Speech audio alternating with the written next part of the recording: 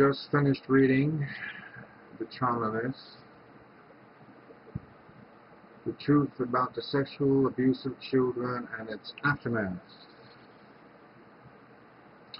I have to say I'm very disappointed.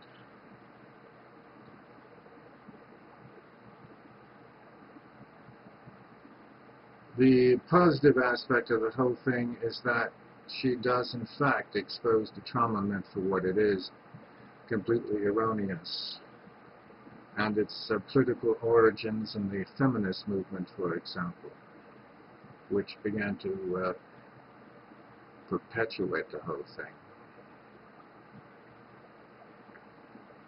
She does show that it is in fact erroneous and was not the case with the people that she interviewed who were supposedly themselves sexually abused. She expected to find the same kind of findings that the propagandists have been telling us for ages, of course, but she did not.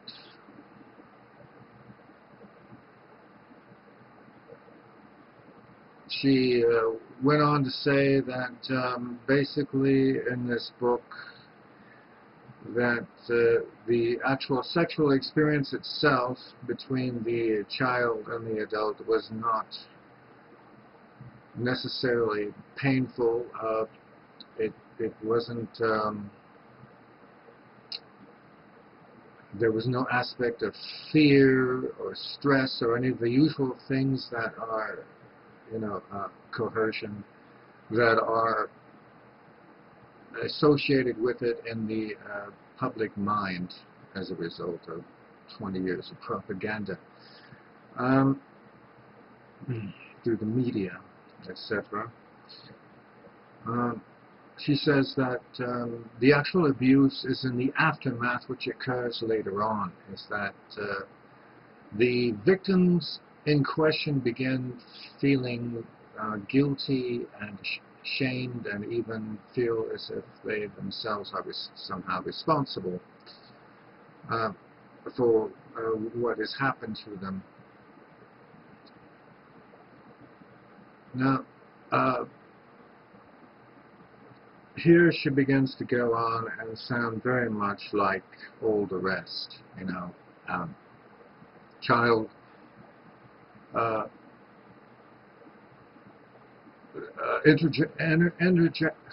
intergenerational sex between a child and adult is necessarily damaging psychologically, etc. It just occurs at a later time and is in the aftermath as opposed to supposedly the event itself. Curiously enough, she says that the whole idea of abuse comes from the conceptualization of it. They began to realize as they were older, as they become more sexually aware, that they were in fact, quote, sexually abused.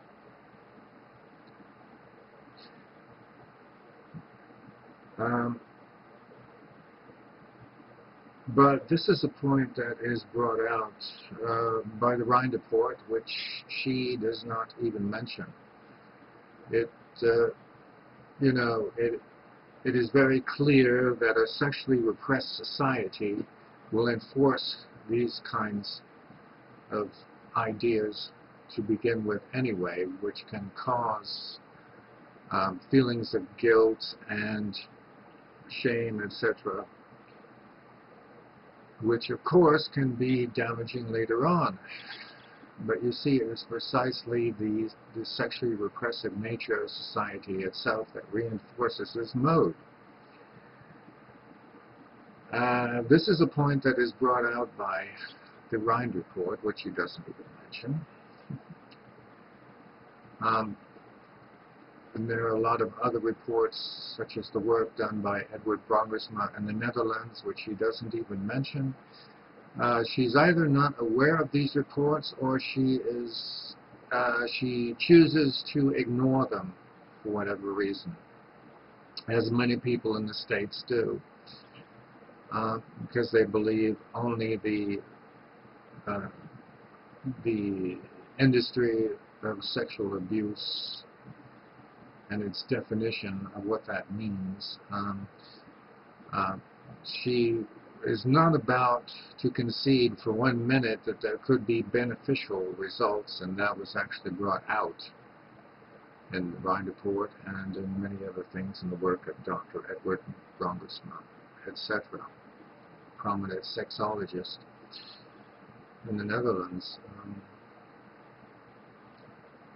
And from the fact that in the Netherlands, I don't know if it's true now, but at one time they were able to actually study a pedophile relationship. They're not required by law to report it as being abusive unless the child itself proclaims it to be such. The child is therefore empowered to decide whether or not his sexual relationship is abusive or not. It isn't automatically decided as such as it is in the United States. Now, because of that stricture in the United States, obviously no actual pedophile relationship is allowed to be studied in any objective or scientific fashion, as it was in the Netherlands. But during these discourses with both the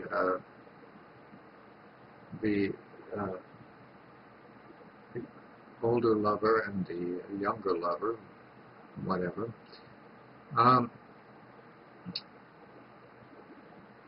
it was found that there was a certain degree of benefit that was derived. And the victims, as they would be classified here in the States, for instance, did not exhibit any of the symptoms of which she cites within this book. You see, she begins her book with, debunking the whole myth, the trauma myth, the traumatological model of so-called child sexual abuse. But in the end, she begins up sounding just like all the rest. Well, even though it's not traumatic in the beginning, eventually it leaves its toll later in life type of thing. This is precisely the opposite conclusion that studies in the Netherlands and other parts of Europe have been making since the 1970s on the subject. This is very typical, unfortunately, of the influence of the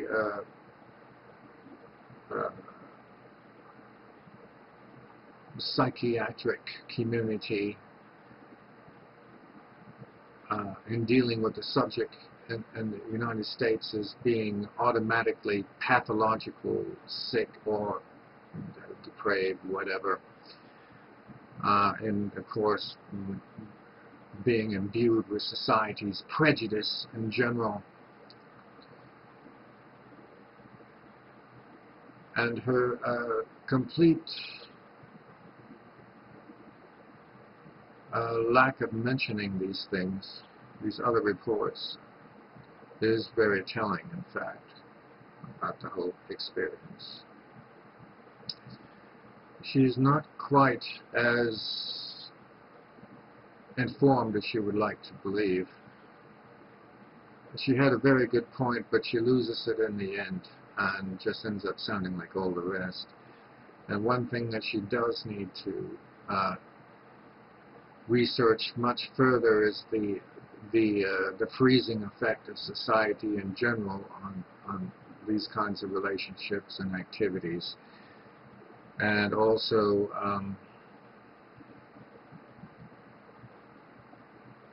the overall benefit that can be derived, especially in a man-boy relationship, whereas boys overwhelmingly reported positive experiences over that of men and girls. Thank you.